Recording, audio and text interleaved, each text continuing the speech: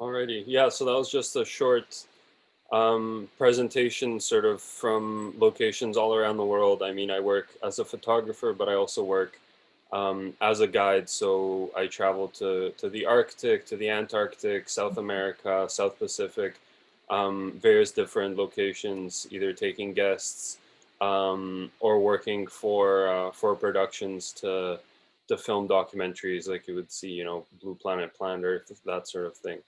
Um, yeah, I mean, if anyone has any questions, please just write them down, and then I'll get to that later on. But without further ado, I'll get to a short segment on snowy owls I have planned for you.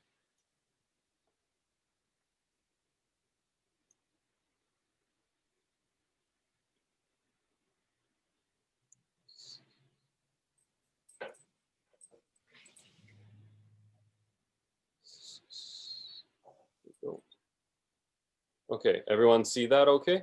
Mm-hmm. Okay. For the snowy owls, I mean, I'm sure most of you are aware when we had them at Boundary Bay, that was quite the show, and there was so many of them, and I will get to that. But I wanted to start sort of talking about the locations we see a little less, where these snowy owls come from. Most of my work with the snowy owls has sort of been done over here in the Yukon. I don't know if you'll see it, but I am moving my mouse sort of in the Mackenzie River Delta, and also along the Hudson Bay around Rankin Inlet, sort of northern Hudson Bay. Um, these are areas where the snowy owls come up.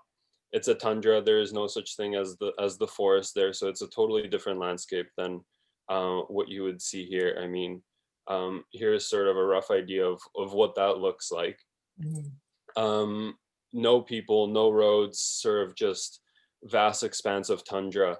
And when the snowy owls are there, they sort of have a different mixture of things they have to get used to.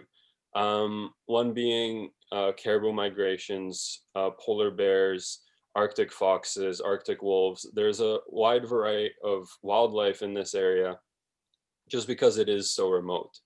Um, when I went to the Arctic 2 years ago, I have a good friend in Rankin Inlet in Hudson Bay, and we went on the tundra to look for caribou. Um, the caribou migration already passed. It only lasts about 5 days.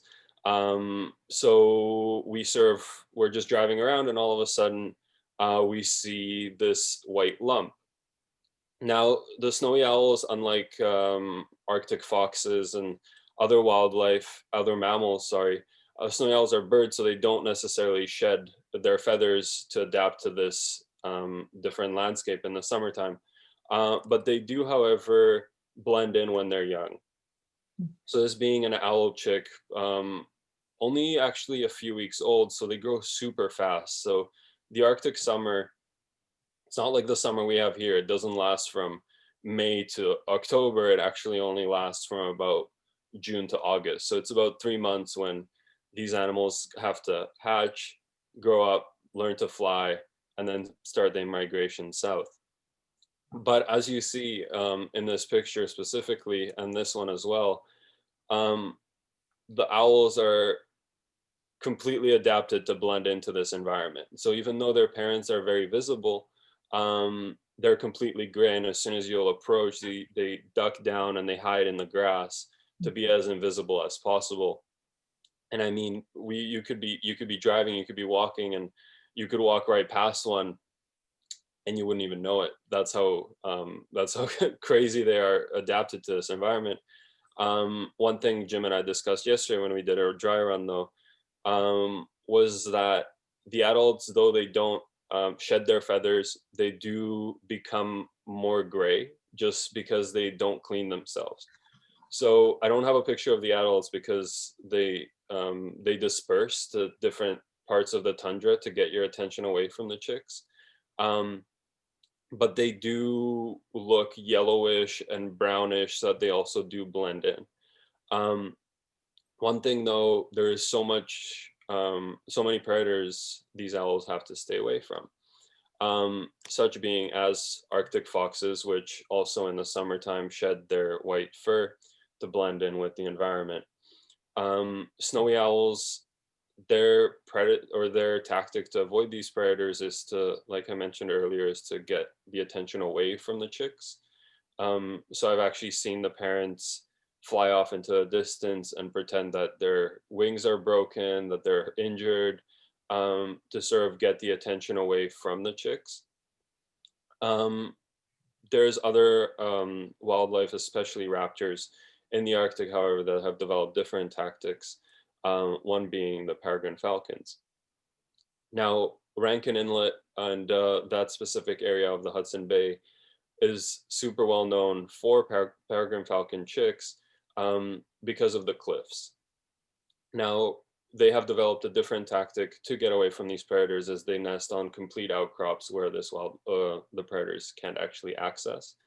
And around this part of the Arctic specifically, as you saw in the other picture, it's pretty flat.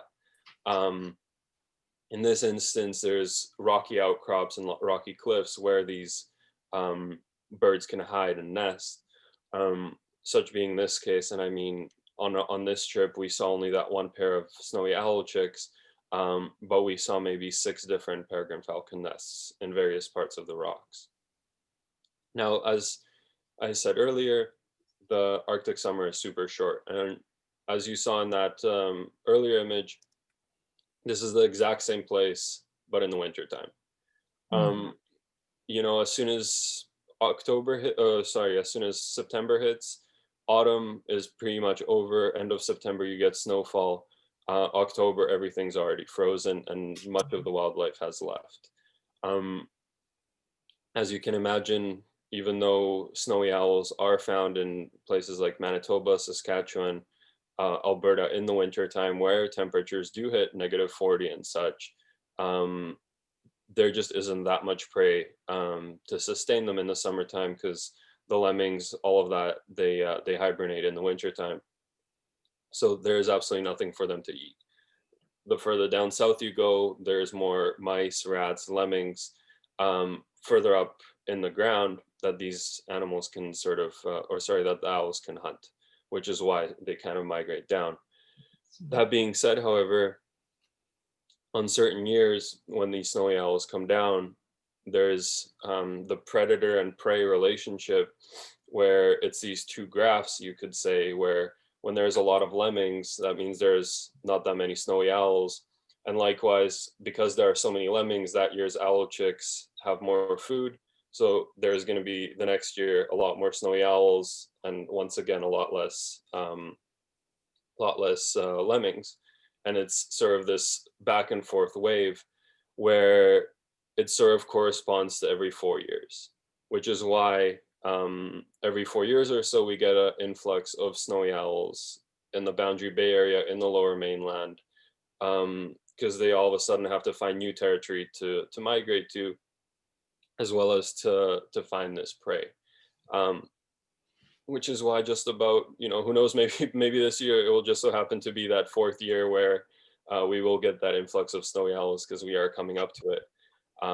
But this was around 4 years ago when we had the huge influx of snowy owls, as you see in this picture, as well as the year following when we had a slight less peak of a migration, but nonetheless, still it was quite extensive.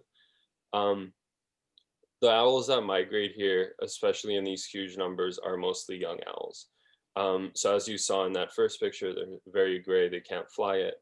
In this picture, the darkest ones are new chicks from the last season. So this picture was taken in December. So these chicks here,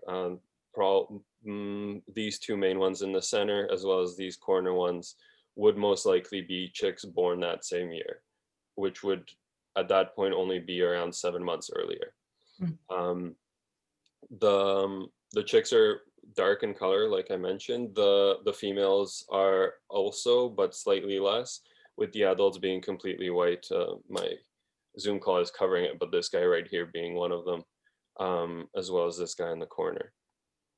Now, it is super rare to see so many snowy owls in one place, and the picture you see here not even being the extent of how many owls were at that spot in that one time.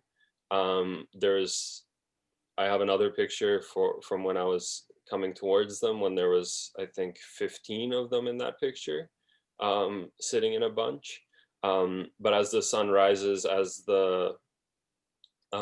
they start to find places where they roost for the day, they sort of spread out. So in the mornings, you would see them in huge clusters. And then as the day goes on, you would see them dispersed a little bit throughout the delta. Oops. Yeah, so this being actually that first picture being from that first year, this one being from the second year. They stay here pretty much. I saw them in November, and they stayed pretty much until April.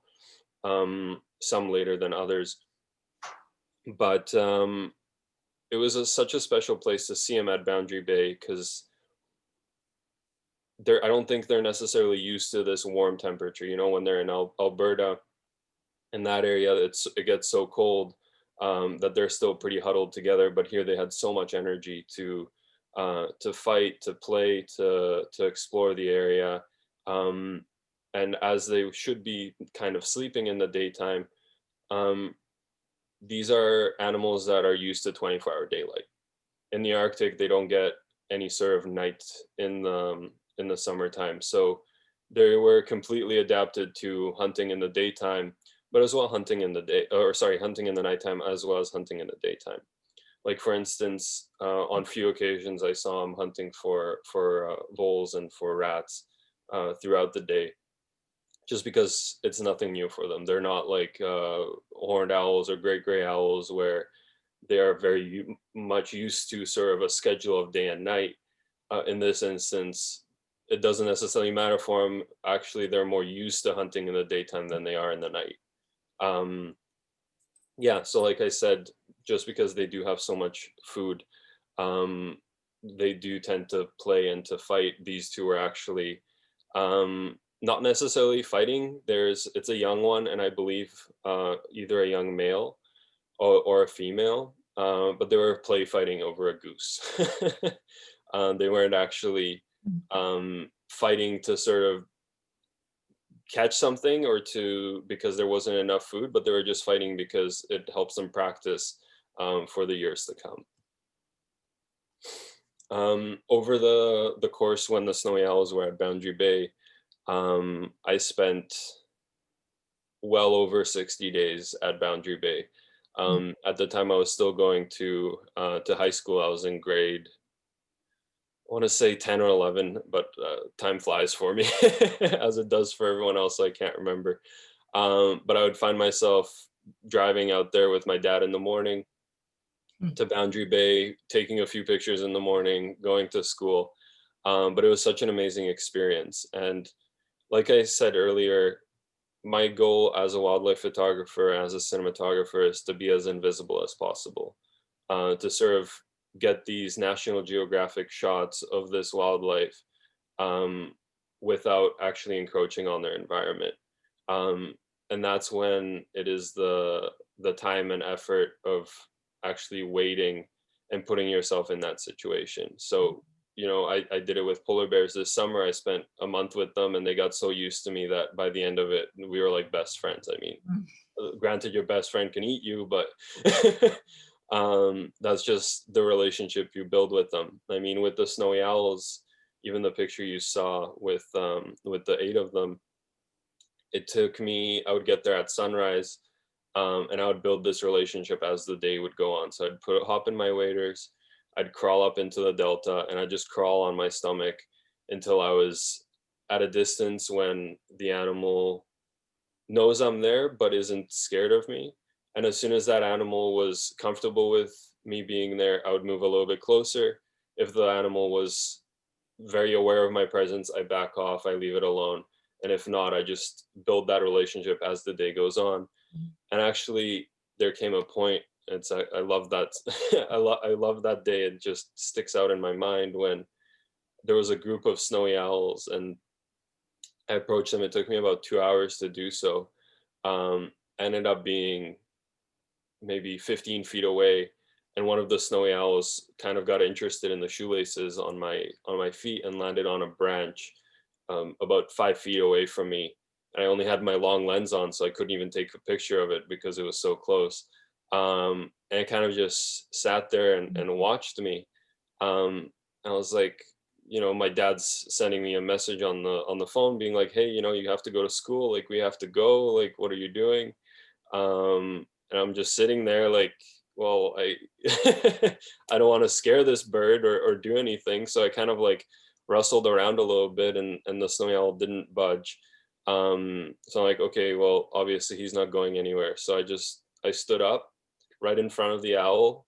He looked at me, I looked at him, I walked away, and he did not move at all. And I remember walking back up to the dike and a group of photographers in complete shock of, we didn't even realize there was a person there. And how did you manage to get that close and that owl not even flying away? And again, it's that relationship you build. You know, if you take the time and that animal understands that you're not a predator, it all of a sudden looks at you in a completely different way. This being another instance when, as the night set, these animals sort of started to hunt a little bit more as the evening went, as the light went down, and they would actually come to us, and almost as if they wanted to hunt our shoes. And I don't know if any of you are familiar, if you're walking at night and barred owls or horned owls or any sort of raptor, they'll see a reflection in your eyes from the moon or from a light, and they can actually attack your face, or they'll attack your shoes just because it's the reflection as if it was a mouse. I don't know if any of you have that experience, but I've I've heard of it happening. It has happened to me before. So yeah, and then of course, like I mentioned earlier, these animals did stay until April, when the temperatures did hit pretty much what they would expect in the Arctic in June or July. I mean, in this picture, you can already see the flies coming out, and already the trees were turning green in certain areas. But as that happens, as they sort of get bothered by the bugs, they start their migration back up to the Arctic, where hopefully the snow has started to melt. By the time these birds get to the Arctic, it's end of May, June, so the ocean is still frozen in the coastal areas where they go. But the rivers, the lakes are still very much frozen as well, and there's still snow on the ground. But they'll find sort of a nice hilly spot that gets enough sunlight that the snow has melted away, and they'll build their nests there. Yeah, so that concludes sort of this little segment on the snowy owls. If there are any questions, I'll actually answer them now while I can still go back to that presentation, and before moving on to one I have on eagles. Val? Hi, can you hear me? Yeah. Okay, just wondering, the picture of the peregrine falcon in the nest had some blue color on the front. Yeah. Was that a dye, or what was that? Yeah, it's the peregrine falcons around Rankin Inlet are very heavily studied. So what scientists will do is they'll identify a nest. I've seen trail cameras like on the nest to see if there's any predators going there. And they will dye or spray paint their legs of the chicks, just to identify them that, hey, we've been to this nest, we counted it, and they'll move on. Thank you. Yeah. Anybody else? Elizabeth. I should have been able to figure it out from what you said there, Martin, but how long does their migration take? For the snowy owls? It takes about a month and a half. Depends where they go. So the snowy owls that nest in around Rankin Inlet or further up in the Northwest Territories and Nunavut would be the ones you would find in Manitoba, in Saskatchewan, Alberta. The ones that nest in Burrow, in the Yukon, and those areas are the ones that we would find here. Okay, thank you. Yeah, no worries. I have a question. They're sort of acclimatized to the light, so do they hunt at night as well? They are very well able to hunt at night. Their eyesight is a million times better than our own. They're just more used to hunting in the day as opposed to other owl species, just because they do come from the Arctic environment. So for them to hunt in the daytime is a very natural process, as opposed to, a great horned owl or those ones where you would walk in a forest in the daytime, then you'd probably find them roosting in a tree. Okay, Liz? Yeah, I was, can you hear me okay? Yep. Yeah, I was wondering, are you looking for them now here in Boundary Bay? Have you spotted some already? I have not, I've actually have not even had the time to, I want to go shooting more, but I haven't had the time to even sort of go out and look for them. I do have a few friends that if I see a post on Facebook, I know as soon as they do that there's something around, because I know that they always go to Boundary Bay, to Iona Island, and to these areas. Okay, so when you're saying Boundary Bay, what is the most popular spot along the bay? Is it in the Mud Bay flat area, or is it In Boundary Bay, the best spot is right when you drive by, I forget the street number, but right when you drive by the Boundary Bay Airport. Okay, And then right where that golf course is. yes, So that's usually where they are first. okay. A little bit later on, they're found a little bit more towards Sawasin. And once Boundary Bay gets too busy with people wanting to see them, Yeah, they move out towards the airport, okay. towards And the Vancouver airport. what happens now that it's hunting season? Does that deter some of these owls? It does, I would say. It was an interesting experience I ran into when I was at Boundary Bay. Because eventually signs were put up saying no one should go into the delta and people should stop doing that. Yeah, And it was because photographers were going there and they were rushing these owls and sort of not respecting their space. That being said, however, hunters were still allowed to go there. mm-hmm. And at the time I was working on a project, so I was working with the city and I did have permission to go into the flats, even though other photographers weren't allowed. And what I experienced when I was there was that these owls, if you respect them, they didn't care at all about you, but they very much knew about these hunters. And as soon as they fired off a shot, the owl, it didn't necessarily fly away, but it shook and it knew that it was there. In that respect, somebody that goes into the delta and makes the owl fly once is a lot less scarier than someone who's firing a gun off every 30 minutes, because that owl is well aware of that. Right. Well, okay. That's really interesting. Thank you. I'll start hunting them. I'll start not hunting them. I'll start looking for them.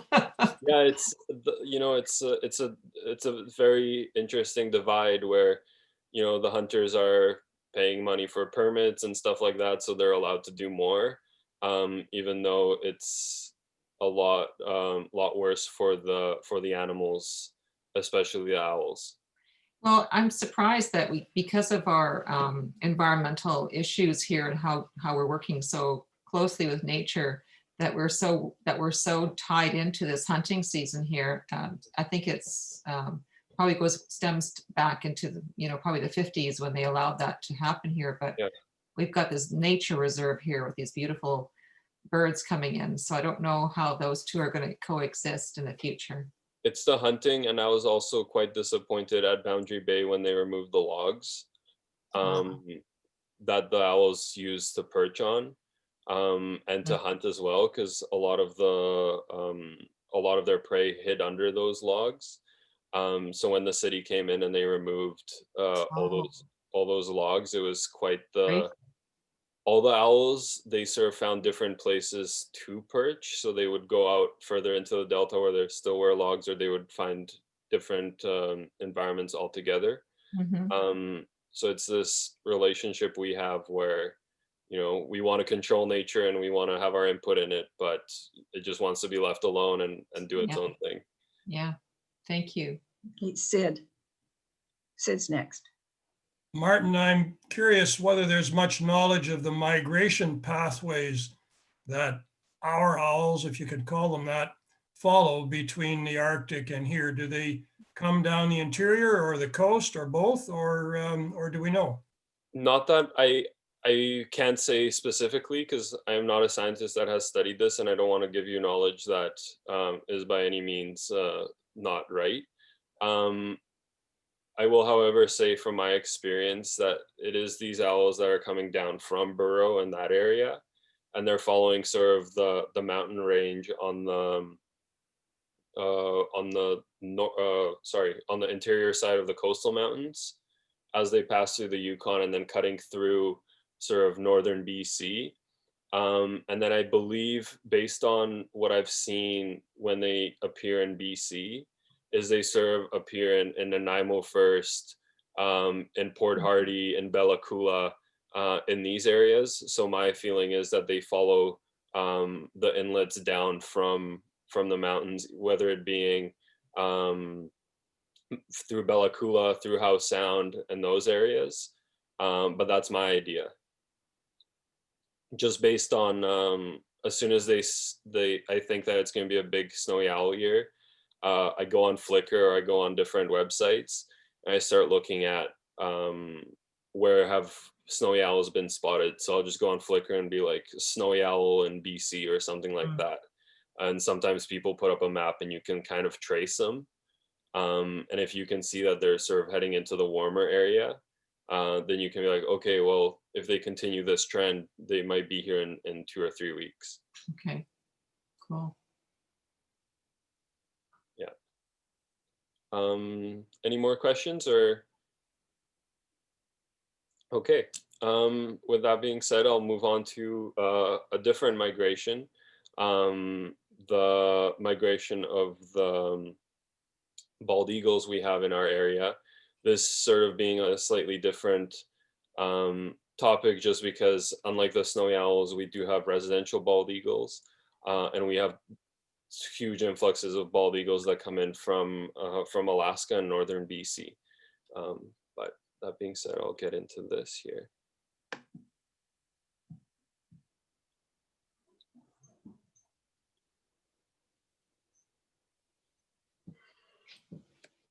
Okay, so here we have the same map, but in this case, I'll orient our attention a little bit to the west coast. I mean, the bald eagles, they're found throughout Canada. I mean, I've seen them in Rankin Inlet, throughout the Hudson Bay, on the East Coast, but nowhere are they more prominent than in British Columbia, in the Yukon, and in Alaska.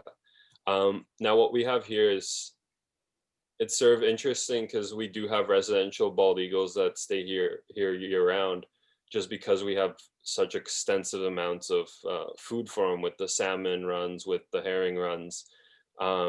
It's British Columbia is just such a special place in that sense. But the influxes we see now in November, December, January are the bald eagles that are following the salmon migrations down. Now, just like with the snowy owls, where sort of summer starts early and winter starts early and all the seasons are sort of moved forward, that being the same for the salmon season, where sort of in this area along the coast mountains around Anchorage and that area, you would get the salmon runs in July, August, and you would get all the bald eagles that were in BC coming up throughout the year up north, gathering at these rivers and then following the salmon migrations down.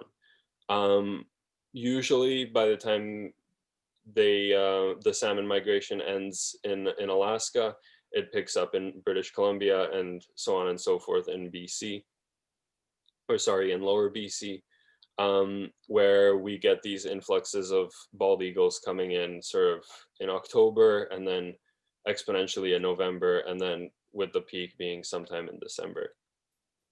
Now, the environment in Alaska and British Columbia being mountainous, I mean, and I heard earlier you say that your next presenter will talk a little bit more about this, so I'll just touch base on this relationship that these eagles and the salmon have on our ecosystem, being where all of a sudden you get this huge amount of nutrition coming up from the Pacific Ocean into the river systems and into the mountains. That being why these environments are so healthy and so prosperous.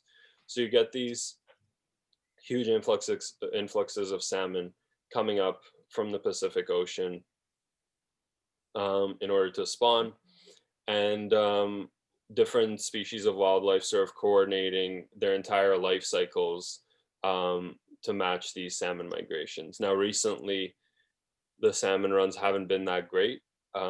So the eagles and the bears and the wolves, everybody has had to sort of adapt to that. Jim made a good point yesterday of why there are so many eagles at Boundary Bay. That being, there's the garbage dump, which is a huge source of food for them right now, when the salmon runs fail. And unfortunately, just in the last few years that I've been documenting the wildlife we have on the BC coast, the salmon runs have failed repeatedly, which is bad news for all the wildlife that depends on this specific ecosystem to basically feed them for the entire year. You know, bears such as grizzly bears will they depend on this salmon run. They'll sort of fast their entire winter. As they den, they'll come out and they'll expect to see the salmon in the spring. If they don't show up, then they'll go into hibernation a lot leaner. Same goes for the eagles, except the eagles can travel huge distances. You know, if a salmon run fails in one river, they'll head on south and they'll go down until they hit a river where the salmon runs are good.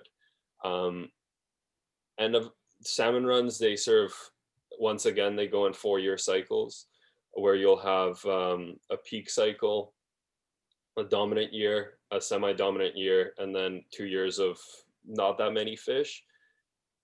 Every river is different. There was one year a few years ago when the Checamoose River in Squamish had so many fish, which is when I sort of focused my photography on the eagles, and when most of these pictures were taken, when the rivers were just full of salmon.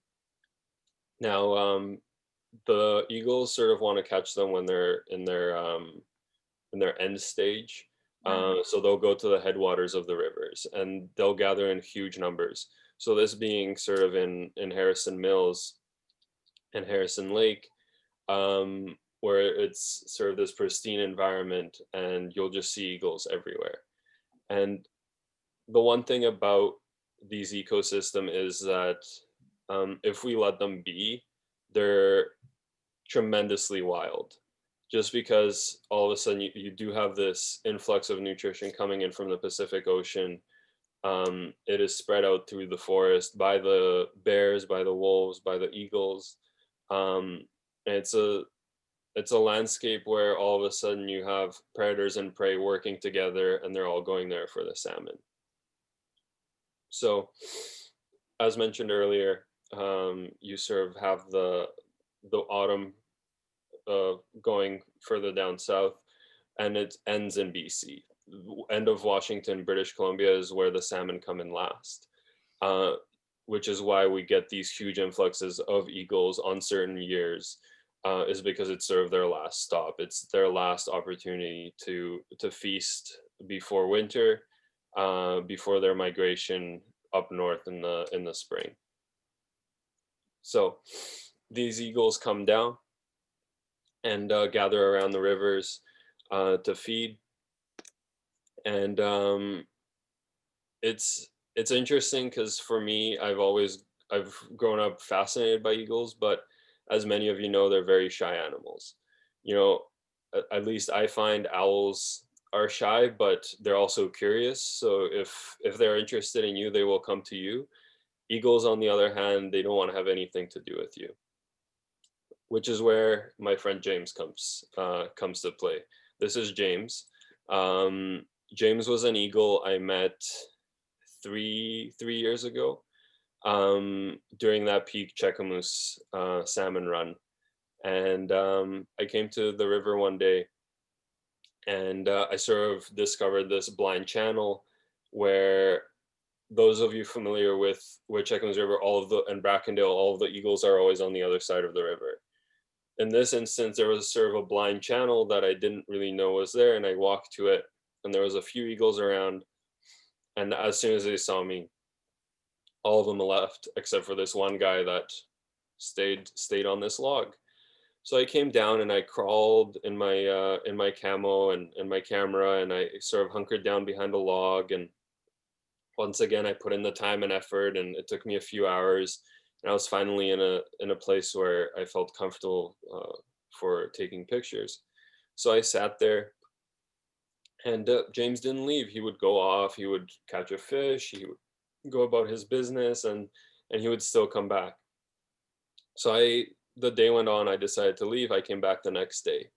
I already had a few cool shots from the day earlier, but you know, you guys are birders as myself. You always want more, you always want to see more, you always want to be in nature.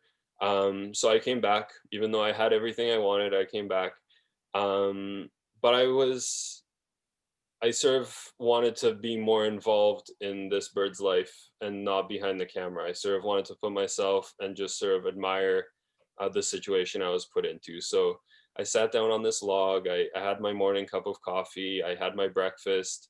And James was just on the other side of the bank, about 15 feet away from me, eating a salmon. He took this salmon and he flew to a branch right beside me, maybe about 5 feet away. Ate this salmon, sort of looked at me, I looked at him, we both ate our breakfasts, and he just hung out there for a few hours, and then he left and came back, and I just had this amazing interaction with this extraordinary bird of prey that even at the moment I didn't even understand, you know. And it's this relationship that you build with these animals as you get to spend more and more time with them, where same way as people, they have different emotions, different characters. You know, some of them will fly away right away. Some of them will be interested in you. It's this extraordinary thing that happens. But anyways, James, I met him in December, and December just so happens to be the end of the salmon run. These eagle, like I said, they sort of come at its peak when all the salmon are already spawned out. They come and they're starting to die. The eagles, as much as I've seen them in Tofino and in other areas catching salmon right from the ocean, they're more vultures, like vultures, sorry. They don't really want to catch their food. They're more interested in sort of feeding on the shoreline off of fish that have already died. Which is why they're so important for the health of the rainforest. In these areas, they'll catch these fish out of the water and they'll spread them out throughout the forest. And then the fish decompose into the ground, and which is why our rainforests are so prosperous and why we get those huge trees unlike they get in other parts of the world. I mean, as you can see here in this picture, which I think couldn't illustrate it better. This used to be a full salmon, and it just completely sunk into the ground to the point when it's paper thin. That will happen around mid-December. December, first snowfalls come. Some of the salmon have migrated by this point to northern Washington. I don't know if any of you have visited, but there's a wonderful place just across the border called Nooksack.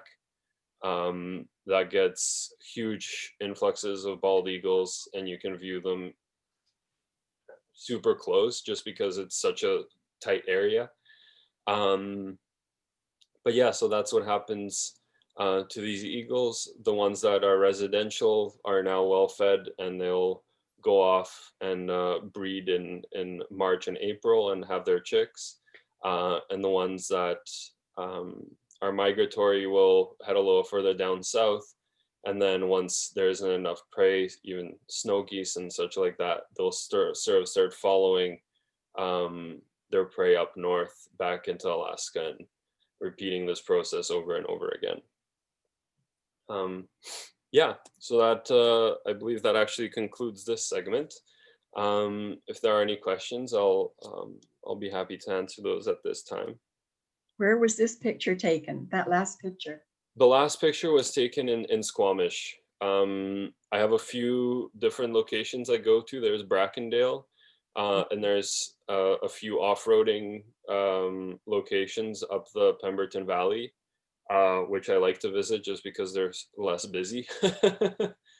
And the wildlife there tends to be, at Brackendale, it's very touristy. As you go up the valley, you get more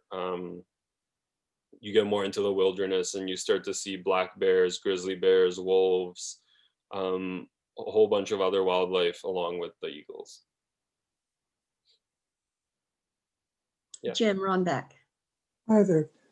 Fantastic pictures. I envy your opportunity to travel around. I'm curious what kind of camera equipment you take with you in the wintertime. Yeah, I'm a Nikon photographer, so I use when I first started photography, it was a Nikon D70, just a small 6 megapixel camera, and now I use a Nikon D850. I like to sort of build my relationship with the animals and get close, so I usually use more of a wider lens. That being said, usually like a 70 to 200 or up to 500 in some cases. But I'm definitely not one of those photographers that goes around with the super long expensive lens with a tripod and Nice. yeah. Yes, Anita. Yes, Lord, apart from the fact that James seemed to be a very friendly eagle, did he have any other distinguishing features by which you might recognize physically? Unfortunately not. He was very much, I mean, I have a picture on my wall, and he wasn't, there was nothing about him. He wasn't tagged. He didn't have any bands, so there was no way I could identify him again. I simply knew it was him for the few weeks I saw him, just based on his reactions to me and his character. So, you know, you would see, same way as a person has certain traits. As you get to know that animal over a few days, you sort of get to pick up on those traits. You know, the way they fish, the way they hunt, the way they avoid other eagles, which was how I was able to identify him. But it was only how I could identify him for the time being of the few weeks. As soon as he migrates away and comes back, I lose track of him, which is, you know, I quite often wonder what happened to him. I would love to know. Liz. No, I'm okay, sorry. Oh, okay. Thanks. Yeah. Anybody else, or? Yeah, my question got answered. Thank you. Okay. Yeah, so that sort of concludes my presentation. If there aren't any other questions, I would like to thank you all for inviting me to talk to you, and it was a pleasure. I'm glad we finally got to do it. Martin, I would like to ask how you, oh good, some people are doing this. That's I would like to ask you how you juggle your studies with your travels. Yeah, I no longer go to school. I went to high school, and then I did 1 year documentary film. Now it's sort of more of a juggle between my work and my photography, and I'm trying to blend the two together. I work in the film industry for my family, but I'm trying to do more guiding and take tourists out and share my experiences in the same way I'm sharing it now with you over a Zoom call, sort of going out into the environment and showing people these locations, these new places, telling them about this wildlife. And that's sort of the way I'm leaning to. eventually I would love to have my own sort of outfit along the West Coast. I was just telling Jim I'm actually looking at making getting my own boat and making a little lodge on the northern end of Vancouver Island to sort of be able to take guests out. But it is a huge juggle. Like you know, I would love to go out to Boundary Bay and take pictures of snowy owls, but with my current job, I work 16-hour days during the week, and I have my weekends off, and I much rather sleep than wake up at 4 a.m. and and take pictures, which is unfortunate. But sometimes work allows me to travel, and in July I was asked to explore a new part of Hudson Bay in the Arctic. So I spent a month in Churchill, Manitoba, and 3 weeks specifically in a remote part of the Hudson Bay in a camp, where it was just myself, my assistant, and our bear guard, and we camped with polar bears for 14 days. So sometimes work allows me to, that is my work. Can we see that presentation sometime? Absolutely. I can actually even send you a link to some pictures so that you can have a look. Yes, Jim Ronback. Martin, that was a great show. What's the name of your company in case some people want to be guided? Yeah, it's Matco Pictures. I can send it. I only have a few emails, but I can send an email with a link to those polar bear pictures as well, if you guys want to share it amongst yourselves. Send it to Elizabeth and she will pass them Okay, on. I'll send it to Elizabeth, and I'll send you a little link to those polar bear pictures if anyone's interested in having a look at those. I have them all on my website now. A few weeks ago, I finally did an update, so. Good. Now you're very well traveled and you've won numerous awards. Have you published any of these pictures? You made reference to National Geographic type photographs. Yeah, I'm currently working with Canadian Geographic on a publishment of that polar bear story I did. My snowy owl, the snowy owl presentation, you saw a lot of those pictures were published with Photo Life magazine and with North Shore News, or sorry, with not North Shore News, with the Vancouver Sun. Back when, sorry, I don't even know when the snowy owls were here anymore. I believe it was 2016. So at that time, or sorry, not 2016, 2012, when those articles came out. Since then, I haven't really been publishing. I sort of took more time to myself to develop my company and my guiding outfit in our drone business. But now I'm sort of starting to be a little bit more active with publishing and working with not necessarily National Geographic, but Canadian Geographic, BBC, and these companies. And you're working in the film industry. You have a sister who does, don't you? Yeah. I actually work for my sister. Yeah, I work with my dad as my dad's a photographer, and I did mention him in the presentation a lot, and he sort of comes with me all the time, or I come with him, and we work together on sort of when we get to an area where, like, okay, the bird is there or the animal is there, we're sort of going to work our way around it this way, and we come up with a plan, and then we follow that through. So I work with my dad from the photography, the guiding, the filming aspect, and then I work for my sister doing wardrobe. So it's a complete 180. For those who I've had a look around.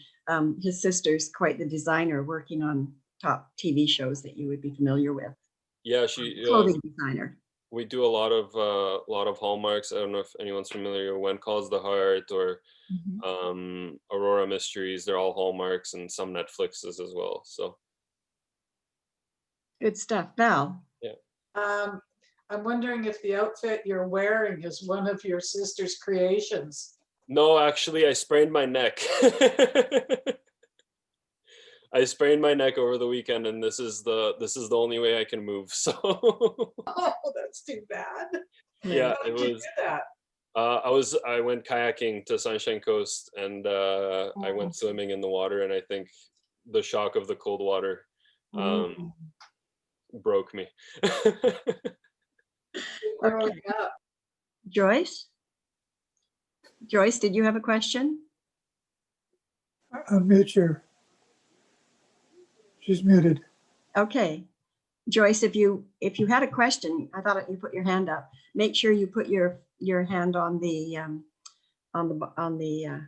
space bar to talk. No? Okay. Any other questions or comments with Martin? Well, Martin, this has been most interesting. Loved your photographs and the range of what it is you're doing too. Thank you. I'm very glad you guys invited me to have a chat here, and you guys enjoyed it. For those interested, I will send over that information, and if anyone's interested in doing tours or having a guide or coming along on some of my adventures, I do update that website regularly with information if anyone's interested. So great. How do you spell the name of your website? I'll send it in the email. It's www.matkopictures.com. Okay. Elizabeth. I was just going to say that when Martin sends that to me, I'll send it out to DNS so everybody has it. Right. Very good. Thank you. I appreciate that. Very good. Awesome. Okay. Is it? Thank you again. No worries. Everyone have a good night. Everyone else is muted, I'm afraid. Yeah, no problem. Yeah. Any other comments? I've got something to show you, actually. This wasn't on, I should be adjourning, but David and Diane Resor mentioned Robert Bateman. They're good friends. And Diane sent this lovely calendar. You can see it's quite sizable. And when you open up, if you put it on a wall somewhere, absolutely marvelous pictures in it. She just sent one. So we're going to have to figure out who's going to get it. So we might have a little draw, but we're going to have to talk this amongst the executive and see how much a ticket would be or whatever.